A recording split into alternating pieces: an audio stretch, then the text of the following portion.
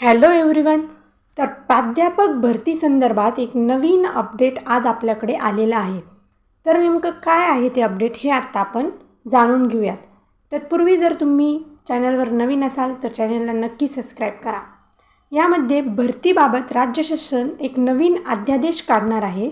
तर तो नवीन अध्यादेश नेमका काय आहे तो आत्ता आपण त्याबद्दल थोडीशी चर्चा या अपडेटनुसार आपण करणार आहोत. तर पाहूयात. हे अपडेट असं आहे की प्राध्यापक भरती ही सध्या नियमबाह्यच आहे. तर आता नवीन अध्यादेश राज्य शासन काढणार आहे. पण आणि याचे जे नियम होते ते UGCने काय केले डावललेले आहेत.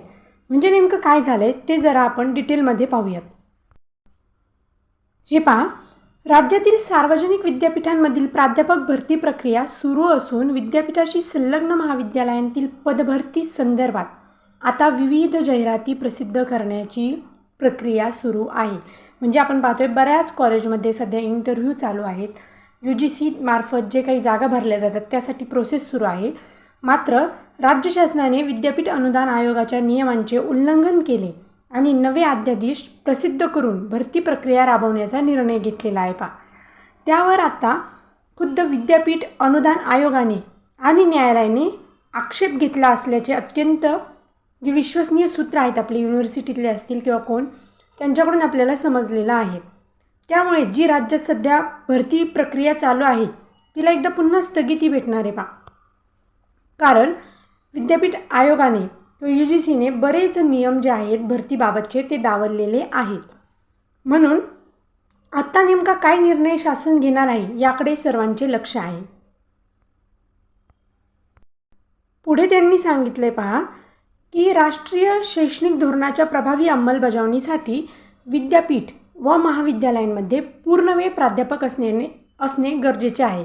म्हणजे जे काही CHB बेसिसवर प्राध्यापक होते तसं न राहता पूर्णवेळ प्राध्यापक राहणं गरजेचं होतं. राष्ट्रीय धोरणाचं जे काही अंमलबजावणी करायची आहे त्यासाठी. त्यामुळे गेल्या काही वर्षापासून प्राध्यापक भरती करण्यासंदर्भात शासनाकडून वेळोवेळी सकारात्मक निर्णय घेण्यात आले होते. परंतु जे आपले आत्ताचे तत्कालीन राज्यपाल यांच्या आदेशानुसार भरती प्रक्रिया राबवण्यात शासनाने अध्यादेश प्रसिद्ध करून नियमावलीही प्रसिद्ध केली होती. मात्र हा अध्यादेश जो होता तो 18 जुलै 2018च्या विद्यापीठ अनुदान आयोगाच्या नियमांचे पालन करणारा नव्हता. त्यात मुलाखत व शैक्षणिक पात्रता यांच्या गुण विभागणीमध्ये असमानता होती. त्यामुळे काय व्हायचं, जे काही संस्था चालक असतील त्यांच्यावर आणि विद्यापीठावर जबाबदारी होती की भरती करण्याची. पण त्यातही आपण पाहतोय भरपूर गैरप्रकार संस्था चालकांमार्फत किंवा विद्यापीठामार्फत. आता विद्यापीठामार्फतही काही कामं होत आहेत चांगले किंवा वाईट. पण पूर्वी किंवा आत्ताही बराच चाप त्या संस्था चालकांना बसलेला आहे. त्यामुळेच जी भरती प्रक्रियेची जबाबदारी होती ती विद्यापीठ व संस्था चालक यांच्यावर निश्चित करणे गरजेचे असताना ती उच्च शिक्षण संचालक व सहसंचालक यांच्यावर निश्चित केली गेली होती. आणि भरती प्रक्रिया राबवण्याची जी जबाबदारी आहे ती विद्यापीठाची असून संबंधित प्राध्यापकाला फक्त नियुक्त करण्याचे जे अधिकार होते ते संस्था चालकांचे आहेत असं सांगितलं गेलं. पण दरम्यानच्या काळात उच्च न्यायालयाने भरती प्रक्रियेवर दाखल झालेल्या याचिकेवर सुनावणी देताना विद्यापीठांनी फक्त मुलाखती घ्यावात परंतु उमेदवारांना नियुक्ती देऊ नये असं उच्च न्यायालयाने सांगितलं होतं. म्हणजे विद्यापीठांनी इंटरव्ह्यू घ्यायचे आहेत परंतु जी नियुक्ती आहे ती जे काही संस्था असतील किंवा संस्था चालक असतील हे करणार असं या जाहिरातीमध्ये किंवा या अपडेटमध्ये सांगितलं गेलं होतं. तसेच विद्यापीठ ज्या काही जाहिराती प्रसिद्ध करील भरतीसाठीच्या त्याच्या अधीन राहूनच भरती प्रक्रिया राबवली जात असल्याचे नमूद केले गेले होते. न्यायालयाने सांगितलेले होते. परिणामी आत्ता न्यायालय व विद्यापीठ अनुदान आयोगाच्या निर्देशानुसार राज्य शासनाला भरती प्रक्रियेत आवश्यक त्या सुधारणा कराव्या लागणार आहेत. कारण भरपूर त्याच्यामध्ये गोंधळ चाललेला आहे. म्हणूनच राज्य शासनाने ठरवलं आहे की आता जी काही भरती प्रक्रिया चालू आहे प्रोफेसर या पदासाठी त्यामध्ये आता आपल्याला भरपूर सुधारणा करायच्या आहेत. आणि त्याचमुळे जी काही आपली भरती प्रक्रिया आहे त्या प्राध्यापक भरती प्रक्रियेला एक मोठा धक्का बसणार आहे. म्हणजे ती आत्ता स्टॉप तर झालेलीच आहे की त्यामध्ये ते पुढे सरकू शकत नाही.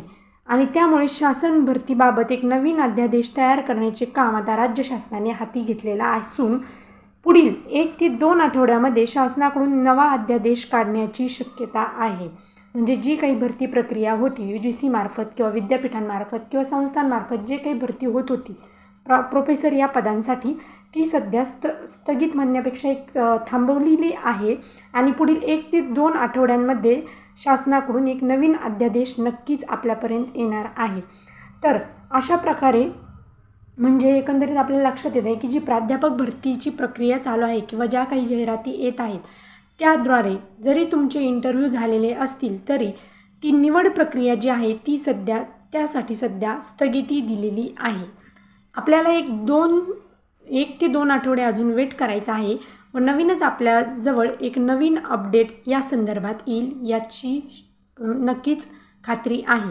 तर यासारख्या अपडेटसाठी आपल्या चॅनलला कनेक्ट राहा, शेअर करा, सबस्क्राईब करा. थँक्यू.